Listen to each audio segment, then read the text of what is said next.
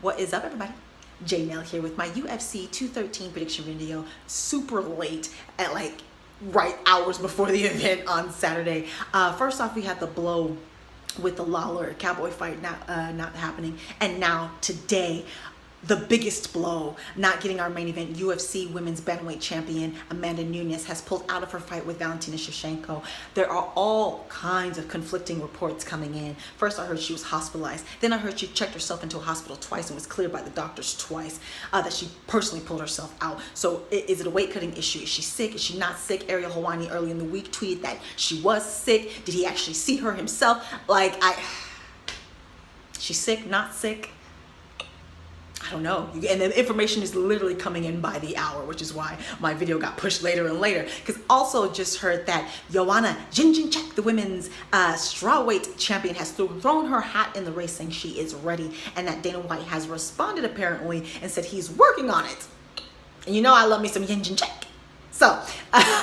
So you please let me know the information you have, any updates. I'll be checking my social media on every 30 minutes now to see what's going to happen with this main event. So let's get into the card now. First up, I'm choosing Curtis Blades to beat Daniel Omielanczuk.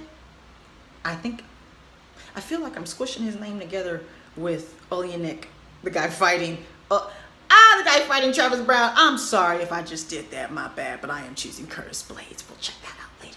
Okay, moving on. I'm choosing Anthony Pettis to beat Jim Miller. Now, I'm not sure on this one. This can go either way. Both these men are explosive. I think this could still fight of the night right here. Anthony Pettis is a third-degree black belt in Taekwondo, Brazilian Jiu-Jitsu brown belt. He has plenty of submission victories under his belt.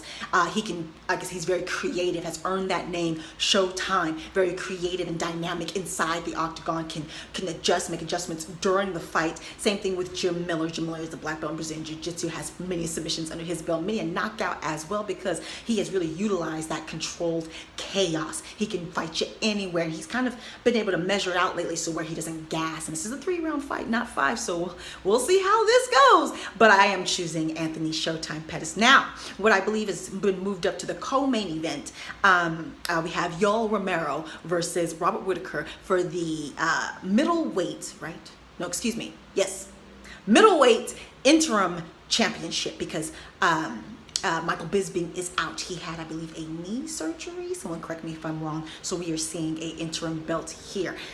Whew, okay, I don't know how this is gonna go. Yoel Romero is a silver medalist in freestyle wrestling in the 2000 Olympics. So he is a legit Olympian. There are levels to this game. There are good wrestlers and there are great wrestlers. He's great. He's on a different level. And doesn't have to use it.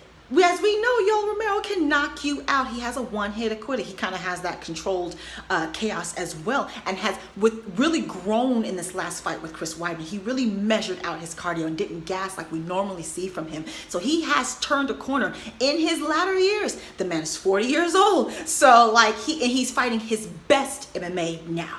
He started late, of course, because he wasn't a wrestling Olympian. So, of course, he started late. That's why he's had more longevity than your average career, especially in the middleweight division. So trust me, don't let the 4-0 fool ya. He is still capable of competing with these young bucks. He's not as old in fight years. So, Robert Whitaker is a black belt in karate and a black belt in Hapkido. That's where that precise, pristine, amazing striking ability comes from. He also has great takedown defense, and I believe he is a purple belt in Brazilian Jiu-Jitsu. Correct me if I'm wrong there. So he can go all the way around. Not to say his wrestler is anywhere on par with Yoel Romero, so he's going to want to keep this standing for majority of the fight. If it does go down, maybe it goes down later in the fight, where I do believe he will have more left. Even though we've seen growth in Yoel with his cardio, I don't think he's with Robert Whitaker. Robert Whitaker has excellent cardio, and I believe he's only 26, 28, something like that. So he has all that youth on his side. I believe his striking is the best striking in the middleweight division. It is. Even when I choose him, I underestimate him. Okay, his striking is the best in the middleweight division. The way with his eyes open, okay? Whether it's in close quarters with the dirty boxing, he's got great Muay Thai, he's mixing in those shots, he's got great long combinations, he's got great angles and slips and slides, he's got subtle footwork where he makes small movements and slips and slides and angles and you don't really see it coming. He slips a lot of damage. He really doesn't get touched that much, and you'd see it on Robert Whitaker's face if he got touched, you know what I mean? You don't see it. So he's just a better striker than I think we can even see, possibly because he's getting better and better every time we see him because he's so young. He's hit his stride. I am a fan.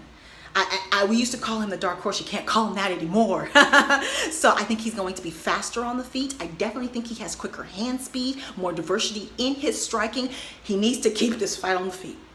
As far as punching power, it looks like Yoel Romero will just have the punching power advantage. But quite frankly, Robert hits harder than it seems. He hits harder than he looks. He's got a one-hitter quitter in both hands. So as far as punching power, I think it might be equal, but hand speed, that's on Robert Whitaker's side.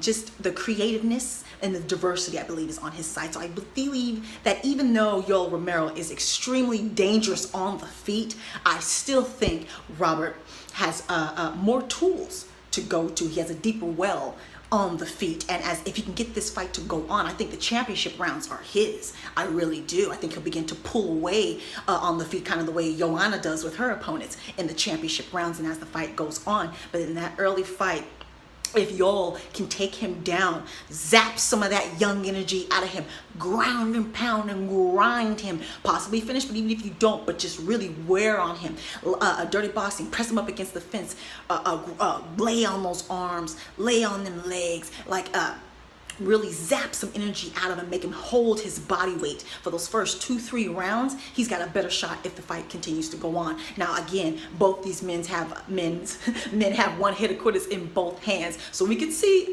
like a first round KO. We could see a first round KO, or we could see a 5-round war, a 3rd round submission, or we could literally see anything here, which makes it so exciting and so hard to call. And I don't know who to choose, but all I know is, in my history, I always underestimate Robert Whitaker. I always do. Even when I pick him, I do. He'll win more impressively or show me a skill I didn't realize he had. And I've been watching him. And I always underestimate him. So I'm not going to do that this time. Taking my chance, because I think you're taking a chance on both. And I'm choosing Robert Whitaker.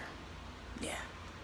Let me know your picks. If Joanna steps up in here, I will be doing a 15-second prediction video about that. But I will also be dropping predictions most likely on the Travis Browne fight and the opening fight on the main event. I haven't looked at it yet, so I am going to probably drop a prediction on that too. So please be looking out for Twitter, Instagram, Facebook, and all of that for more predictions to come in like the next 2-3 hours. All right, let me know your predictions, any injury updates as they're coming by the minute here. So any injury updates on any of the fighters, but especially on that main card, that Amanda Nunes situation, any updates please. And yeah, tell me all your picks. Follow me on Facebook, Twitter, and Instagram. I'm on Snapchat now. Subscribe, like, talk to me, take care, and goodbye.